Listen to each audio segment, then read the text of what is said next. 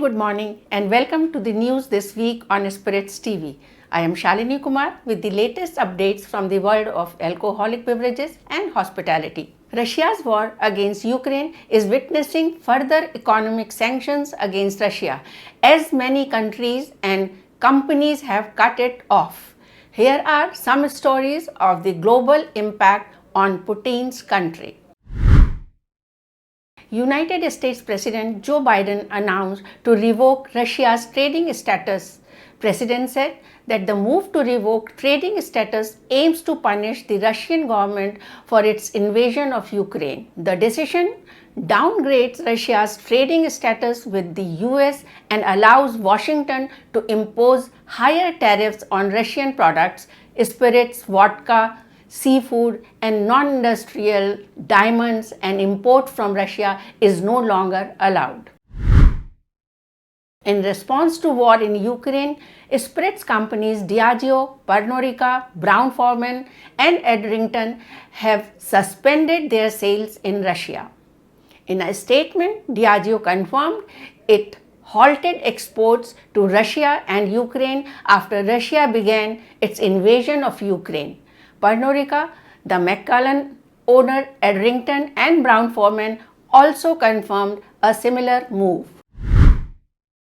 The Stoli group has changed the name of the Stylishnaya vodka brand to Stoli due to Russia invading Ukraine. The brand has a complicated history and currently exists in two different guises, meaning that both Stoli and Stylishnaya will soon be available in different markets. Following the dissolution of the Soviet Union, both ex-Soviet and Russian companies continued to make a version of the vodka, and the spirit will still be manufactured in Russia under its original name Stylishnaya. Stoli is technically a Latvian product that will go some way to safeguarding the brand while the turbulence continues to unfold in the East. Now let's look at the domestic policy related developments.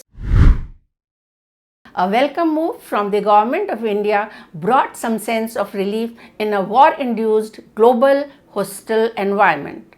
From 27th March, all scheduled international flights which were suspended following the COVID-19 outbreak in 2020 will resume passenger services to and from India after a period of almost 2 years. The Ministry of Civil Aviation said that after having recognized the increased vaccination coverage across the globe and in consultation with the stakeholders, the Government of India has decided to resume scheduled commercial international passenger services to and from India from 27th March, which is the start of the summer schedule 2022. This decision would give a great impetus to the much affected tourism, hospitality and duty-free liquor segments in India. Bihar's liquor prohibition regime has been under scrutiny before the apex court for a while, and the state government is struggling to address the gaps as underlined by the apex court.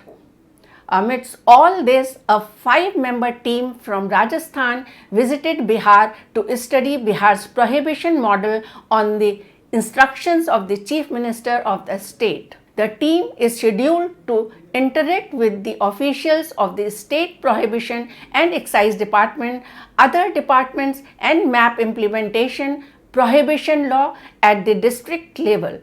The team will find out the loss of revenue due to prohibition in Bihar and the steps taken by the government to deal with the financial losses. The members of the team will later submit their reports to Chief Minister Ashok Gehlot.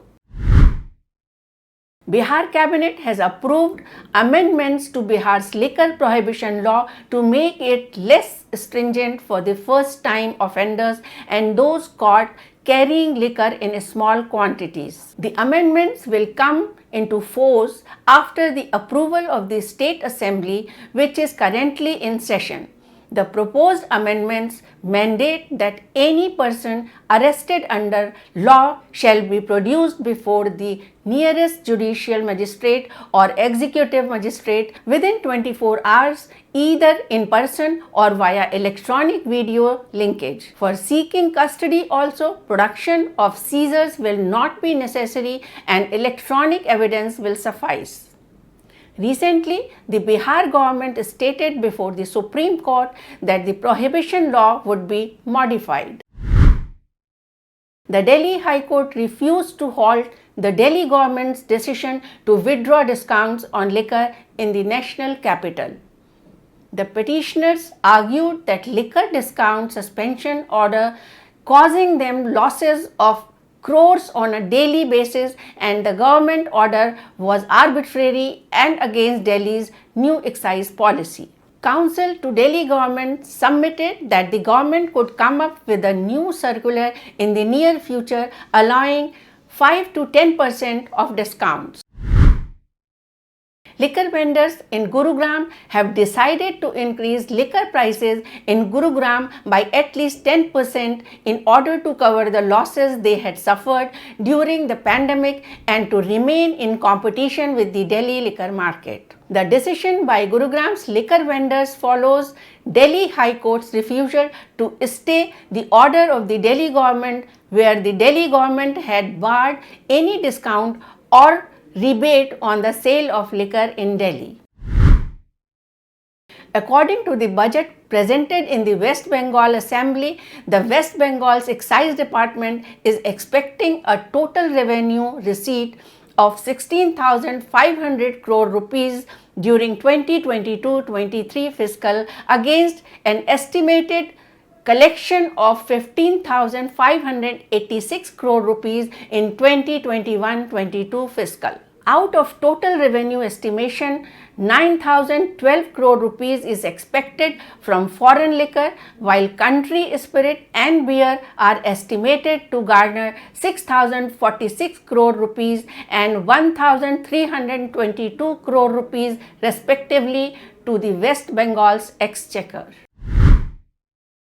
Kerala government has earmarked 2 crore rupees in the 2022-23 state budgets for producing value-added products and for brewing alternative alcoholic beverages from agricultural products. K.L. Balgopal, the Finance Minister of Kerala, said in his budget presentation that steps will be taken to produce value-added products such as ethanol and beverages with low alcoholic content by making use of fruits and various agricultural products.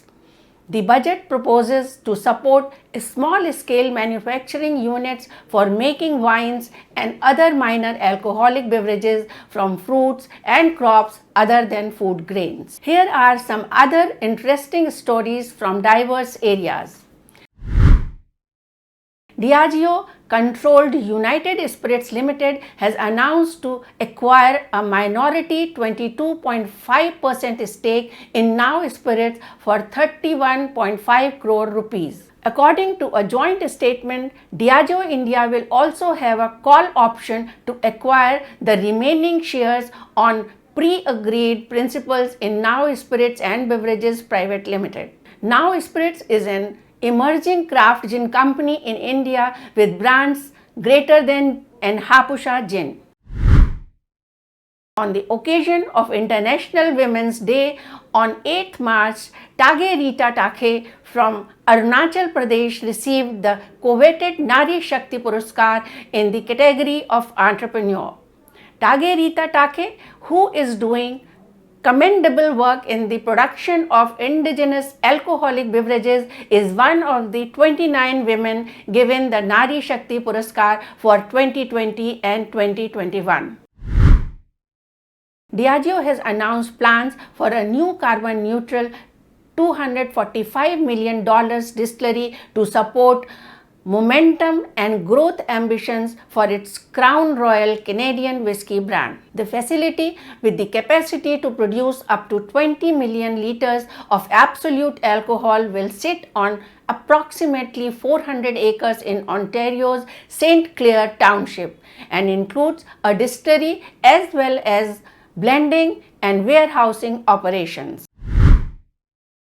Bushmills Irish Whiskey introduced Black Bush PX Sherry Cask Reserve, and it is available for purchase exclusively in global travel retail. This unique release marks another exciting innovation from this world's oldest licensed whiskey distillery. Available exclusively in the global travel retail channel, Black Bush PX Sherry Cask Reserve comprises 80% Bushmills sherry aged single malt whiskey, partially finished in Pedro Jimenez casks, blended with 20% unique small batch distilled Irish grain whiskey. With this, I wrap up the week's edition. I will see you next week at the same time. Till then, stay safe and say cheers with care. I wish all of you a very happy and colorful Holi.